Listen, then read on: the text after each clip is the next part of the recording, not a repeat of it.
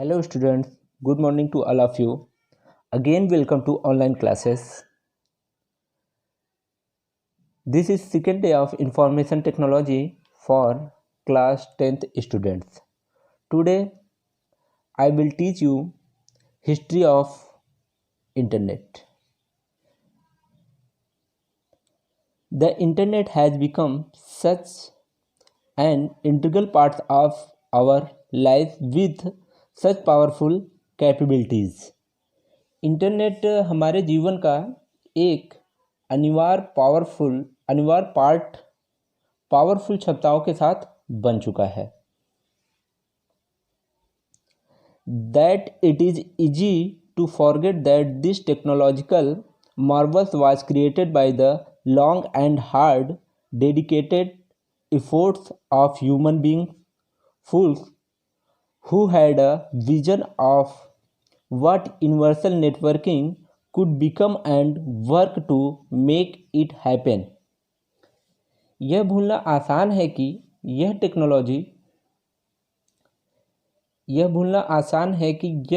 Technology चमत्कार मानव के लंबे और कठिन प्रयासों द्वारा निर्मित किया गया था। इसमें यूनिवर्सल नेटवर्किंग क्या हो सकती है और उसे बनाने के लिए भी काफ़ी वर्क किया गया। ARPANET, the first internet. Before there was the public internet, there was the internet's foreigners, ARPANET or Advanced Research Project Agency Networks। सार्वजनिक इंटरनेट होने से पहले इंटरनेट ARPANET था, जिसे advance research project agency network भी कहा जाता है। ARPANET was founded by the United State. ARPANET की स्थापना यूनाइटेड स्टेट द्वारा किया गया था। Military after the cold war with the aim of having a military command and control center that geographical disparate computers. ARPANET created the TCP/IP communication standard which defined data transfer on the internet today। United state ने इसका प्रयोग अपनी सेना के लिए किया, जिससे वह परमाणु हमले तथा और भी खतरों से प्रोटेक्ट होते थे और किसी भी इंफॉर्मेशन को आसानी से भौगोलिक रूप से बिखरे हुए कंप्यूटर में डिस्ट्रीब्यूट करते थे। ARPANET created the TCP/IP communication standard which defined data transfer on the internet today। ARPANET ने TCP/IP कम्युनिकेशन स्टैंडर्ड मानक बनाया जो आज इंटरनेट पर डेटा ट्रांसफ़र को डिफाइन करता है या परिभाषित करता है। Fathers of the internet, Tim Berners एक साइंटिस्ट है। इनको जो है इंटरनेट का फादर्स कहा जाता है। Tim Berners was the man leading the development of the world wide web with help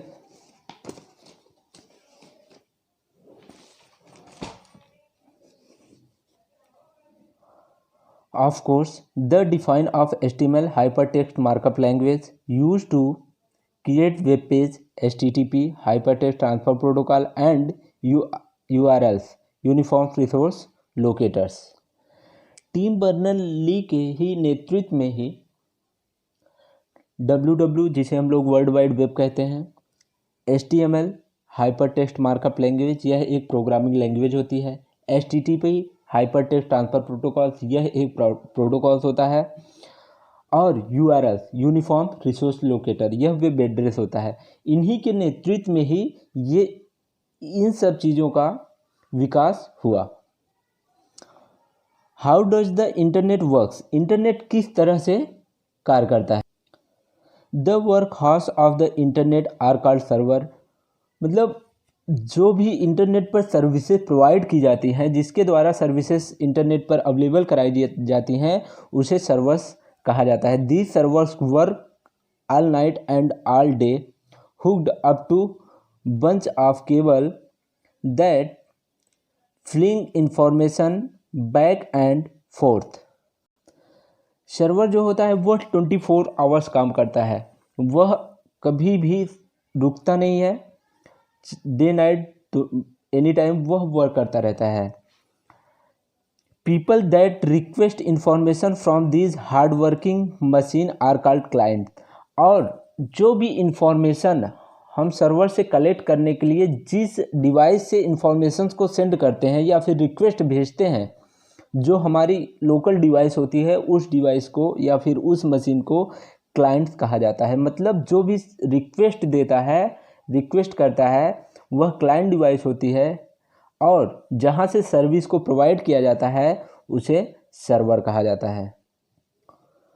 who owns the internet. Internet किसके द्वारा गवर्न किया जाता है? No one actually owns the internet and no single person or organizations control the internet entirely. There are many organizations, corporations, governments, school, private, citizens and service providers that all own pieces of the infrastructures, but there is no one body that owns it all. There are, however, organizations that oversee and standardize what happens on the internet and assign IP address and domain name such as. So internet जो service होती है वह particular किसी person या किसी company या किसी organisation द्वारा गवर्न नहीं की जाती है. मतलब इसमें जो है कोई एक पर्सन की रिस्पॉन्सिबिलिटी ये नहीं होती है, ना तो एक पर्सन इसको गवर्न करता है. इसमें कई सारे जो है ऑर्गेनाइजेशन, कॉरपोरेशन और गवर्नमेंट, स्कूल, प्राइवेट पर्सन, सारे प्राइवेट सिटीजन्स वगैरह सब कुछ सारे लोग इसमें जुड़े हुए होते हैं. हाँ, इसमें जो है कुछ ऑर्गेनाइजेशन, कुछ कंपनियां ऐसी बनाई गई हैं, कुछ डिपार्टमेंट ऐसे बनाए गए हैं जो कि इसकी देखरेख करते हैं. मतलब इसमें कोई प्रॉब्लम्स और भी जो इसके सर्विसेज या इसके जो वर्क्स होते हैं, जैसे आईपी एड्रेस वगैरह डिफाइन करना या फिर डोमेन नेम्स वगैरह, तो इसके लिए कुछ ऑर्गेनाइजेशंस बनाए गए हैं. वो कुछ इस तरह से हैं, जैसे the national science foundation, the internet engineering task force, ICANN, NIC, the internet architectures board. तो ये कुछ ऑर्गेनाइजेशंस हैं, कुछ डिपार्टमेंट बनाए गए हैं जो कि इसको इंटरनेट जो सर्विस होती है या इंटरनेट की देखरेख करते हैं. नेक्स्ट है आपका connecting to the internet. Internet से अगर आप कनेक्ट करना चाहते हो अपने पीसी को या फिर अपने क्लाइंट कंप्यूटर्स को, तो before you can connect the internet and access the world wide web, you need to have certain requirements. In brief, you must have a computer, preferably running an up-to-date operating system, a modem and access to telephone lines or a local area networks LAN that is in turn connected to the internet, and connection software that will allow you to establish an account with service provider and access the internet. तो अगर आप internet से connect होना चाहते हो तो सबसे पहले, या फिर इंटरनेट वर्ल्ड वाइड वेब जो पेज होता है, जो इंटरनेट का पेज होता है, अगर आप उसको एक्सेस करना चाहते हो या फिर इंटरनेट से आप कनेक्ट होना चाहते हो, तो आपके पास एक कंप्यूटर होना चाहिए. कंप्यूटर का होना कंपलसरी होता है, और वह उसका जो ऑपरेटिंग सिस्टम है वो अपडेट होना चाहिए. कंप्यूटर आपका अच्छी तरीके से वर्क कर रहा हो तो, और आपके पास मॉडेम, टेलीफोन लाइन या फिर इंटरनेट कनेक्ट करने का कोई एक माध्यम हो, या फिर लैंड नेटवर्क्स हो आपके पास, तो इस तरीके से आप इंटरनेट कनेक्ट कर सकते हैं. और आपके पास जो है इंटरनेट ऑपरेट करने का, जैसे हम कोई भी प्रोग्राम चलाते हैं तो उसका एक सॉफ्टवेयर होता है, उसी तरीके से जब इंटरनेट हम एक्सेस करते हैं तो उसका भी एक सॉफ्टवेयर होता है। तो वो सॉफ्टवेयर आपका इस्टेब्लिश होना चाहिए। आप अकाउंट अगर जो है आईएसपी पे आप अकाउंट आपका इस्टेब्लिश होना चाहिए। तो ये सारी रिक्वायरमेंट्स हैं जो आपके पास होनी चाहिए, अदरवाइज आप इंटरनेट एक्सेस नहीं कर सकते हो। A modem is not needed when accessing the internet through LAN. अगर आप लैन के माध्यम से इंटरनेट एक्सेस कर रहे हो तो मॉडेम की ज़रूरत नहीं पड़ती है। कनेक्शन ऑप्शन, आप इंटरनेट कनेक्ट करना चाहते हो तो आपके पास ऑप्शंस क्या क्या होने चाहिए, किस तरीके से आप इंटरनेट कनेक्ट कर सकते हो। सो until recently the two primary methods to access the internet were through a networks connection। कुछ समय पहले इंटरनेट कनेक्ट करने के लिए यूजर्स के पास सिर्फ दो ही ऑप्शन थे, जिसमें फर्स्ट नंबर है आपका network connection. Network connection allowing users to local area networks LAN to go online through their school or workplace systems। Network connection यह लैन यूजर को स्कूल या वर्क प्लेस सिस्टम के माध्यम से यूजर को ऑनलाइन जाने की परमिशन देता है। आगे आपका है dial up connection. Dial up connection through a modem and phone lines. However new connection option allow for greater speed and flexibility while keeping costs to a minimum। Dial-up connection, dial-up connection जो modem और phone line के माध्यम से user को online जाने की permission देता है। हालांकि अब इंटरनेट कनेक्शन के और भी नए ऑप्शंस हो गए हैं जो कम एक्सपेंस में अच्छी नेट स्पीड प्रोवाइड करते हैं। The following are some of the newer connection option that you might want to investigate. कुछ नए कनेक्शंस के ऑप्शन नीचे दिए गए हैं, जैसे आपका हो गया cable internet. This system allow your computer to connect to the internet through the some cable that carries your TV signals। Cable internet ये सिस्टम आपके कंप्यूटर को उसी केबल के माध्यम से इंटरनेट से कनेक्ट करने की परमिशन देता है जो आप टीवी सिग्नल्स के लिए यूज करते हैं। Monthly service charges are usually not much more than standard modem connection cost. इसका जो मंथली सर्विस चार्ज होता है वो आमतौर पर स्टैंडर्ड मॉडेम कनेक्शन कॉस्ट से अधिक नहीं होता है। But you have to rent और परचेज केबल मॉडेम। लेकिन इसके लिए आपको केबल मॉडेम किराए पर या खरीदना होगा। Additionally your computer will need an Ethernet card, a special circuit board that allow for network connection. इसके अतिरिक्त आपको आपके कंप्यूटर में एक ईथरनेट कार्ड होना चाहिए।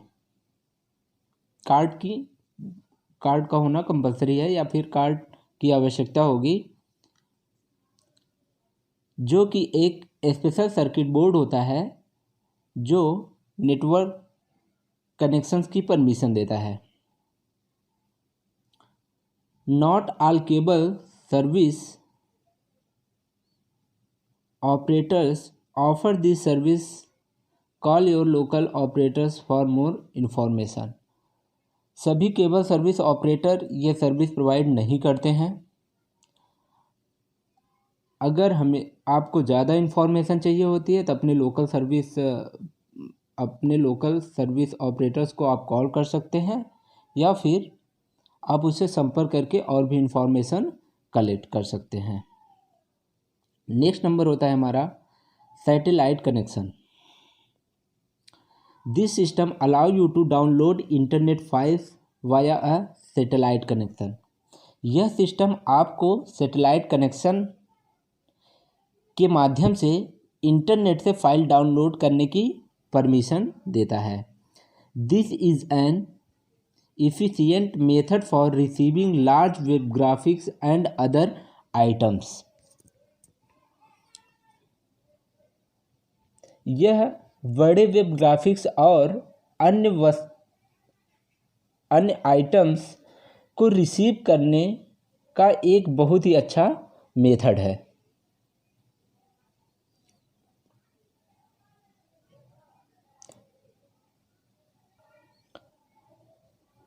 But you still need a modem connection for other features. और लेकिन अगर आपको और भी फीचर्स चाहिए हैं तो उसके लिए आपको मॉडेम कनेक्शंस की ज़रूरत पड़ेगी। You must purchase the connection hardware as well as subscribe to the service.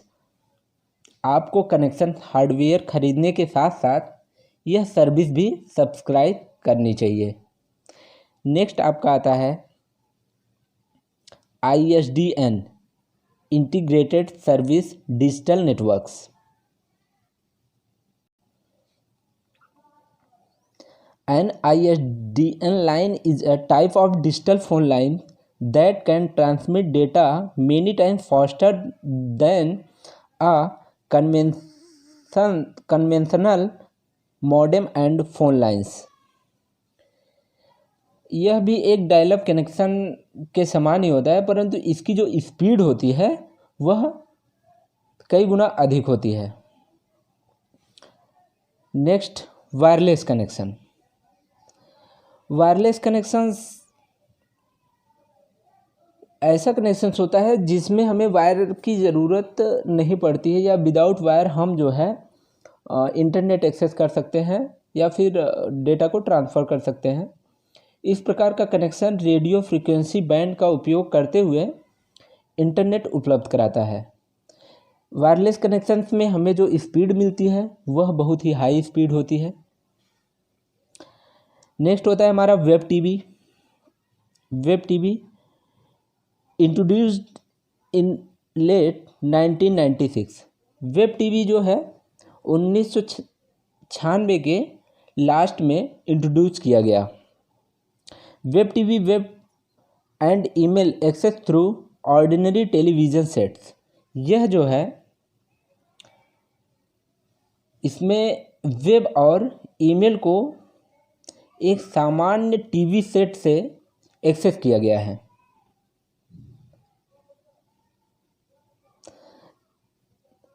The connection is made through a custom high speed modem.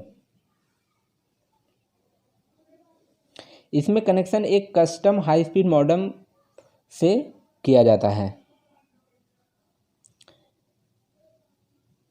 You must purchase a special set top unit for your TV plus subscribe to the connection service. Recently similar systems by other manufacturers have appeared on the market to compete with web TV। इसमें आप अपने TV के लिए इसमें अगर आप web TV का setup लेना चाहते हैं तो इसमें आपको जो है मॉडेम के साथ साथ में कुछ और भी इसके जो सेटअप्स आते हैं वो आपको परचेज करने होंगे या फिर उन सेटअप्स की ज़रूरत पड़ेगी। और उसके अलावा आपको ये सर्विस जो है सब्सक्राइब करनी पड़ेगी। तो आज का ये आपका हो गया कनेक्शन ऑप्शंस। नेक्स्ट डे हम डिस्कस करेंगे वर्ल्ड वाइड वेब के बारे में। सो आज के लिए बस इतना ही। That's all. Thank you.